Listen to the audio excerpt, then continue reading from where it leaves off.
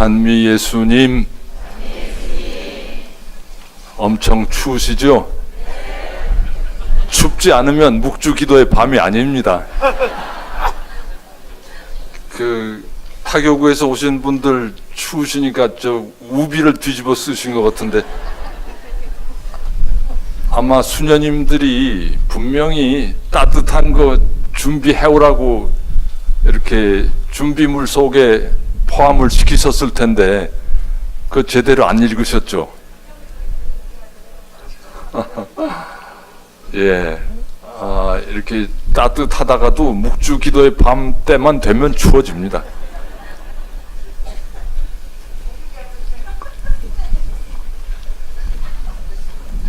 예, 뒤집어 쓰세요.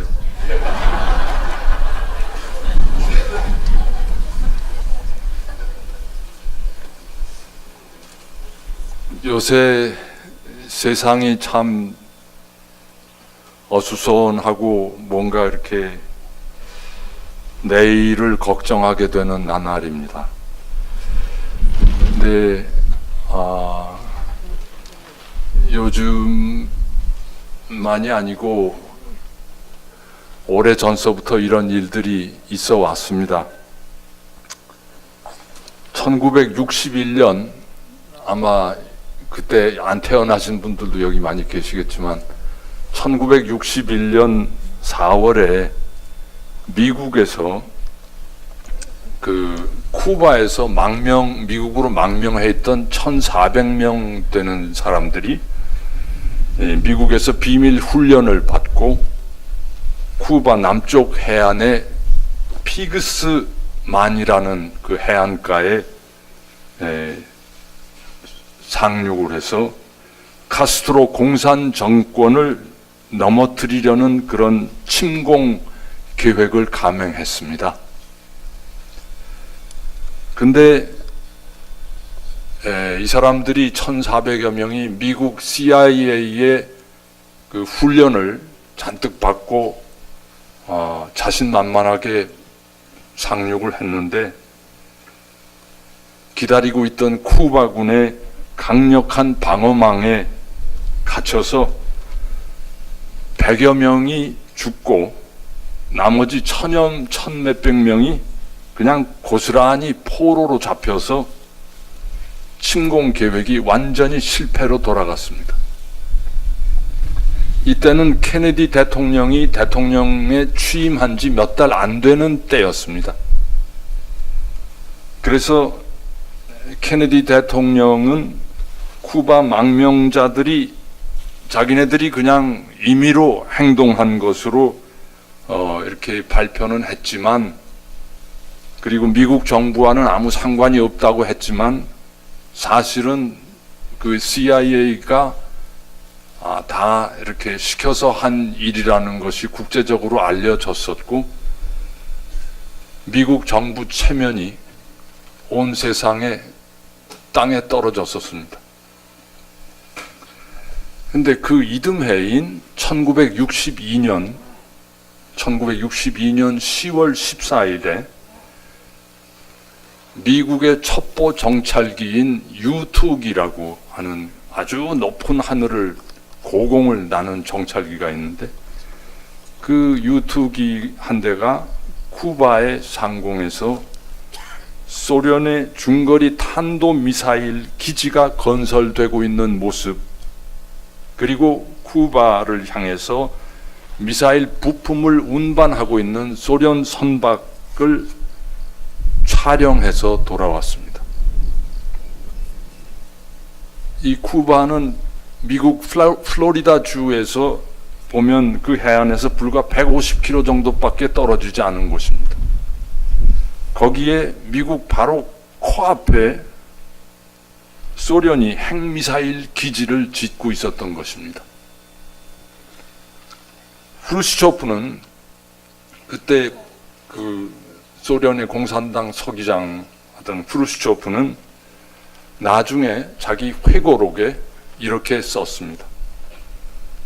쿠바는 미국이 또 다른 침략을 할까봐 스스로를 방어하기 위해서 은밀히 쿠바 안에 핵탄두 미사일을 설치함으로써 미국이 카스트로 정부에 대해서 경솔한 군사 행동을 하지 못하도록 억제하려고 했다. 그거를 소련이 도운 거죠. 근데 이 유투기가 이런 사진을 찍어가지고 돌아갔을 때 케네디 대통령이 경로하고 공개적으로 소련 프루시초프 서기장에게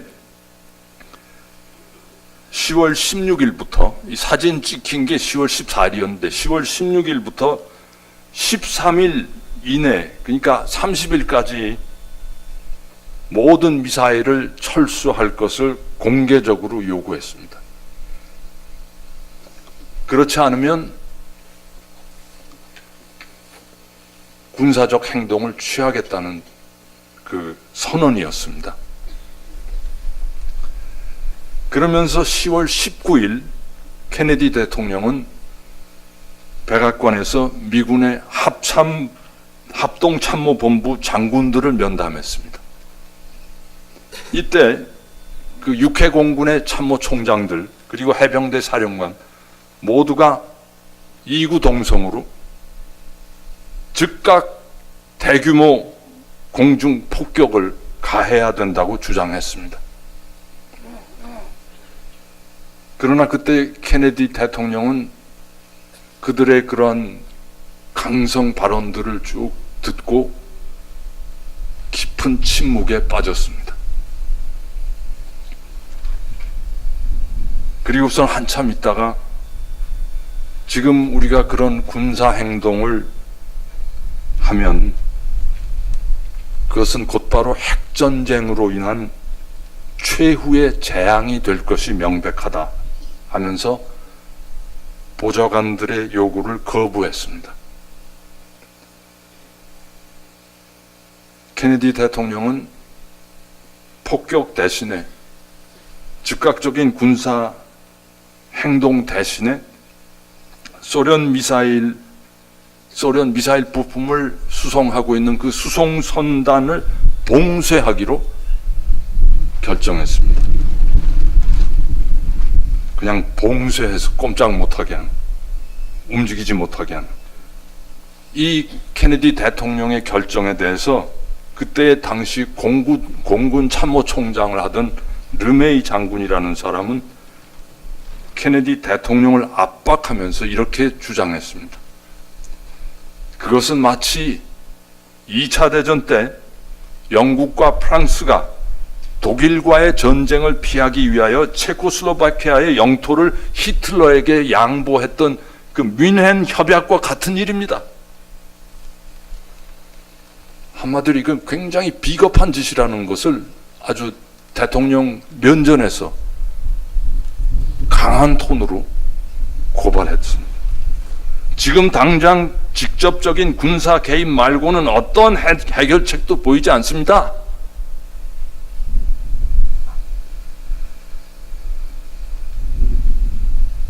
사흘 후 10월 22일 케네디 대통령은 TV 연설에서 쿠바로 가는 모든 화물에서 공격용 장비를 엄격히 격리할 것이며 쿠바에 있는 모든 공격용 무기의 해체와 철수가 반드시 필요하다 하고 선언하였습니다. 그런데 여전히 미사일 기지 공사는 진행이 되고 있었고 10월 27일 쿠바 상공을 다시 정찰하던 미군의 U-2 정찰기가 소련의 지대공 미사일에 격추되었습니다. 그리고 그 U-2기의 그 조종사가 사망했습니다. 그러니까 합참의 장군들과 비상대책위원회는 이제 더 말할 필요도 없습니다. 신속히 보복 공격을 가해야 된다고 대통령을 압박했습니다. 이때 장군들 주장대로 미군이 쿠바에 보복 공격을 하도록 케네디가 명령을 했더라면 인류는 회복할 수 없는 파멸의 3차 세계대전을 경험했을 것입니다. 왜냐하면 후에 밝혀진 일이지만 이때 이미 쿠바의 소련군은 162개의 핵탄두를 설치해 놓았고 발사 준비가 갖추어져 있었다고 합니다.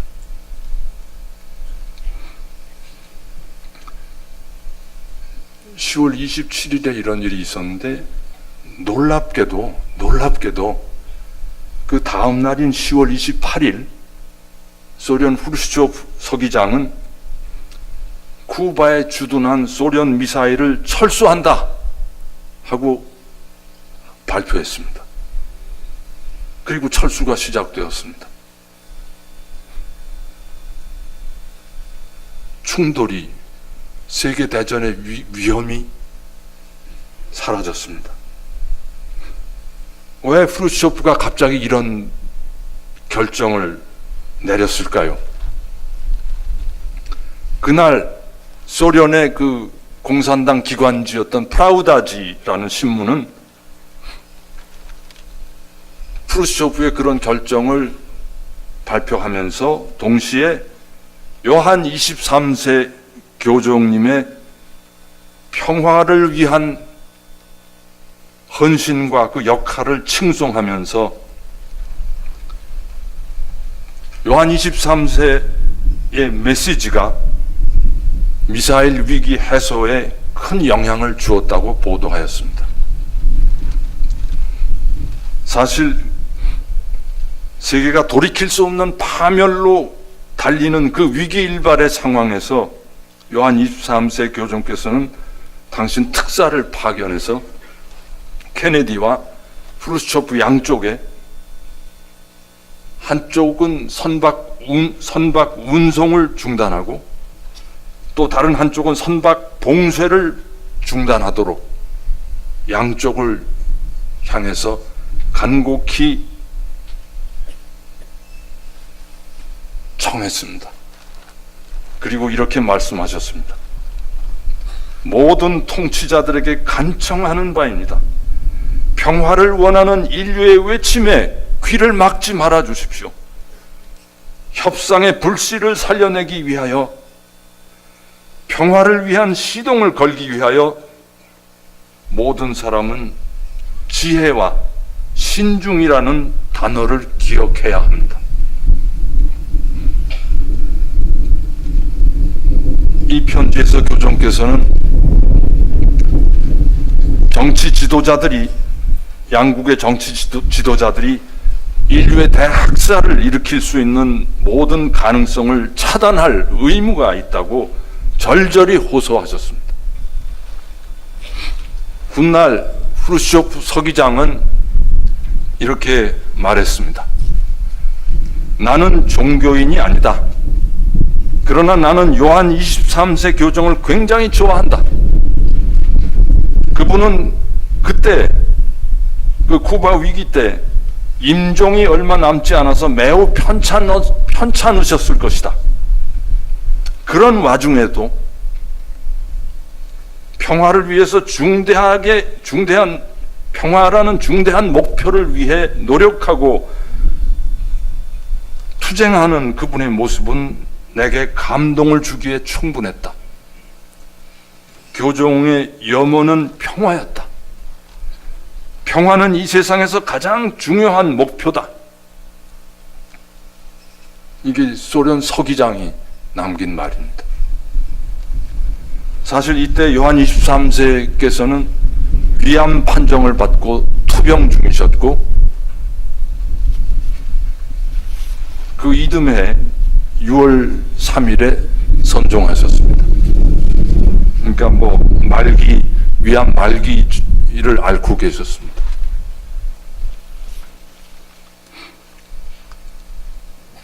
제가 이 쿠바 이 미사일 위기를 말씀드린 이유는 지금 오늘 우리가 살고 있는 이 한반도가 비슷한 일촉즉발의 위기 상황을 직면하고 있기 때문입니다.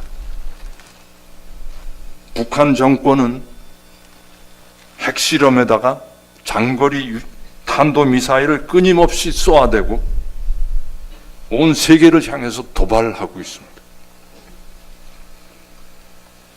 그런가 하면 미국 대통령은 미국이 위협받으면 북한을 완전히 파괴하는 것 외에는 선택지가 없다. 또 미국의 우방이 위험에 빠질 때는 모든 군사적 수단을 다 강구한다. 테이블 위에 모든 옵션이 다 올려져 있다. 이런 아주 강경한 경고를 끊임없이 쏟아내고 있습니다. 엊그제 소위 죽음의 백조라고 하는 미 공군 전략 폭격기가 괌에서 날아와 가지고 한반도 상공에서 한국 공군 전투기의 엄호를 받으면서 동해상과 서해상에서 미사일 사격 훈련을 하고 돌아갔습니다.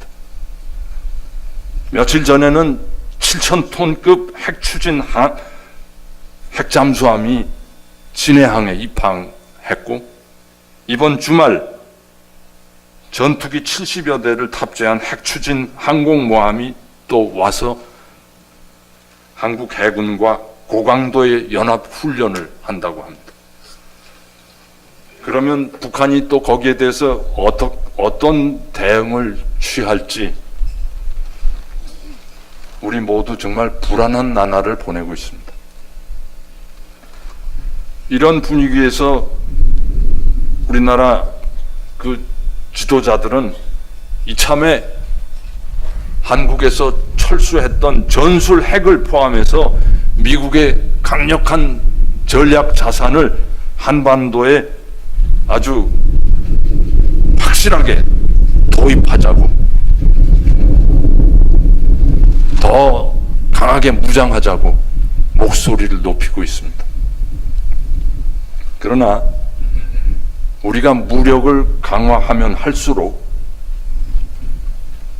지금 코너에 몰리고 있는 북한은 더 많은 핵무기를 만들기 위해서, 더 많은 미사일을 보유하기 위해서 기를 쓰고 국민들을 더 채찍질할 겁니다. 그리고 혹시라도 이 좁은 한반도에서 어느 한쪽이라도 먼저 폭격을 시작하면 한반도는 끝납니다. 끝나요. 그만큼 양쪽에서 많은 포탄과 무기를 재놓고 있습니다. 저는 요즘 우리나라를 이렇게 보면서 옛날 구약시대 이스라엘 백성의 그 역사를 생각하게 됩니다. 구약시대 이스라엘 백성들은 북쪽의 제국, 아시리아 제국, 바빌로니아 제국, 그리고 남쪽의 제국, 에집트 사이에 끼어서 항상 이리 치이고 저리 치이는 그런 신세였습니다. 이사야서에 보면 유다 임금 아하즈 시대에 저 북쪽에 있는 시리아 임금 르친이라는 사람과 또 북쪽 이스라엘 왕국 임금 페카라는 두 임금이 연합군을 형성해서 남쪽 왕국인 유다를 치려고 진군을 시작했다는 소식을 들었습니다. 그때 이사야서 7장 2절에 보면 임금의 마음과 백성의 마음이 마치 숲의 나무들이 바람에 떨듯 떨고 있었다. 그런 표현이 나옵니다. 지금 우리나라 사람들 마음을 이렇게 묘사한 것 같은 그런 느낌이 듭니다. 유다 왕국은 때때로 이 북쪽에서 쳐내려오는 침략군을 두려워해서 자주 의지하는 것이 에집트였습니다. 에집트 제국의 도움을 청해서 막아내려고 하였습니다. 그런 유다 지도자들을 향해서 주님께서는 이사야 예언자를 통하여 이렇게 말씀하십니다. 불행하여라.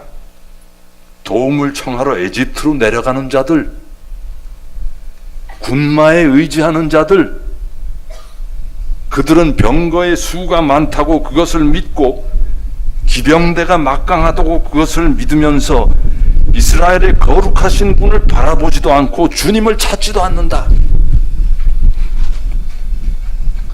에집트인들은 인간일 뿐 하느님이 아니다.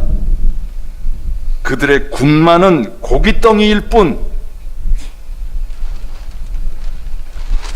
영이 아니다. 주님께서 손을 뻗치시면 돕는 자는 비틀거리고 도움을 받는 자는 쓰러져 모두 함께 망하리라. 이사야서 31장에 보시면 나온 말씀입니다.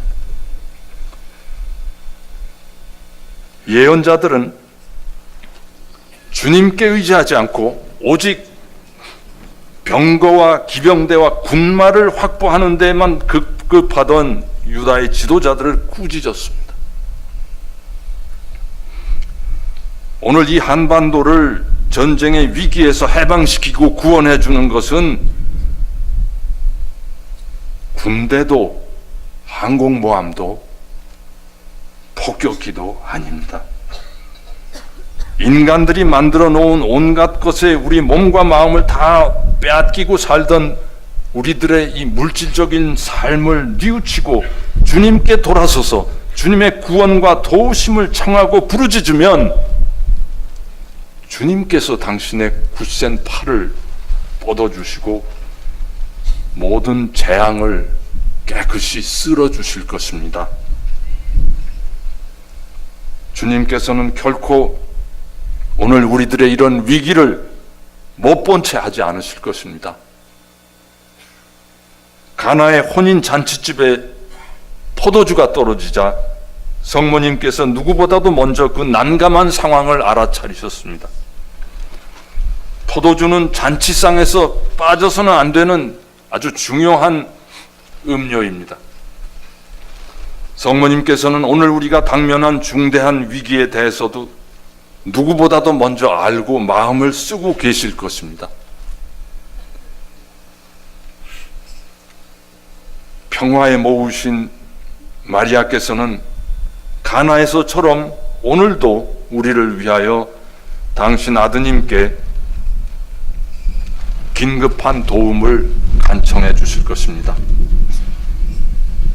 100년 전 파티마의 순박한 어린이들에게 나타나신 성모님은 이렇게 말씀하셨습니다.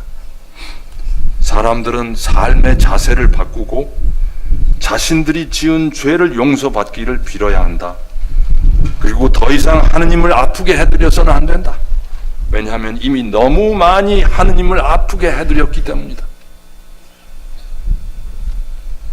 그리고 성모님은 죄인들의 회개를 위해 기도와 희생을 바치고 그리고 세계의 평화를 위해 묵주 기도를 바치라고 거듭 아이들에게 당부하셨습니다.